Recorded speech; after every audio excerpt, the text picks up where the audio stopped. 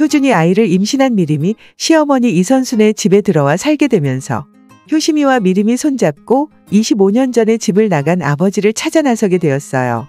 이선수는 자식들이 속을 썩일 때마다 생사여부도 모르는 남편의 제사를 지낸다고 하면서 가족들을 모두 불러들이고 그때마다 자식들은 또 무슨 일이 있을 거라 생각하면서 혼비백산 달려왔는데 통곡하며 자식들에게 팔자가 어쩌고 하면서 한풀이를 하는 모습을 보게 된 미림은 매번 아버지의 가짜 제사를 핑계로 자식들을 소환해 신세 타령을 하는 이선순을 이해할 수 없었어요.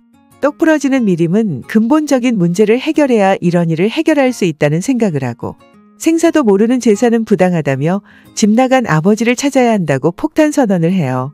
이선수는 급기야 머리를 싸매고 몸져 누웠고 효심은 아버지를 찾자는 미림을 설득하는데 그동안 아버지를 찾기 위해 할 수 있는 것을 다 했고 심지어 굿까지 했지만 번번이 실패했다며 엄마에게 아버지는 곧 상처라고 말해요. 효심은 효준이 변호사 합격할 때까지만이라도 아버지 찾는 걸 미루자고 부탁하는데 미림은 알고 지내던 실종수사 전담팀 형사를 찾아가 아버지 이출연의 실종수사를 의뢰해요. 며칠을 울면서 누워있던 이선순에게 미림이 최근의 아버님 사진이라며 25년이나 지나 늙어버린 모습의 사진을 보여주자 이선순은 많이 늙었다면서 슬퍼하는데 마음을 바꿔 미림에게 아버지를 찾아보라고 부탁하네요. 변호사 인맥을 동원한 미림에게 형사로부터 전화가 오고 아버지의 1년 전 전입신고된 주소가 나왔다며 나오라고 하는데 효심과 미림이 경찰서로 가서 주소를 확인하고는 다음날 해당 주소지를 찾아가지만 그곳에 아버지는 없었어요. 효심과 미림은 최근에 전입했었다면 동네에 아버지를 본 사람이 있을 거라는 생각에 전단지를 뿌려가며 열과 성을 다하는데 목격자가 나타나면서 아버지를 만나게 되어요.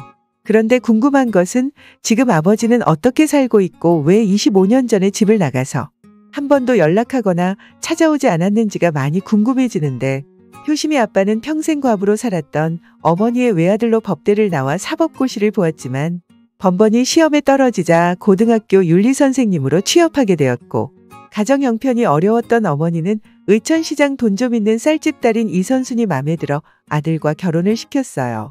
노래 잘하고 놀기 좋아하는 이출연에게 사랑하는 여자가 있었을 수도 있는데 예전에 이선순이 남편 찾는다고 방긋순 할머니와 같이 어느 집 옥상에 올라가 여자와 같이 있던 남자의 뒷모습을 보고 남편으로 착각하고는 아직도 이러고 다니느냐며 빗자루로 뒷머리를 때린 적이 있었어요. 그때는 바람나서 아이를 낳았는데 그 아이가 효도가 아닌가도 생각했었고 윤리선생으로 죄책감이 들어 학교를 그만두면서 집을 나간 줄 알았어요. 암이나 불치병에 걸려 가족에게 걱정 끼치고 싶지 않아 몰래 떠났을 수도 있는데 당시 효성이 고등학생이었던 것을 생각하면 자신이 더 벌어도 어려운 형편에 불치의 병으로 입원하게 되면 가족이 더 어려워질 것이라 생각하고 집을 떠났을 수도 있어요. 효심의 아버지가 돌아오지 못하는 것은 사고나 병에 걸려 기억을 잃게 되었거나 실제로 바람이 나서 다른 여자와 살고 있을 수도 있는데 치매에 걸린 자신의 어머니와 조용히 시골에서 지내고 있었으면 해요. 구독과 좋아요 꼭 부탁드려요.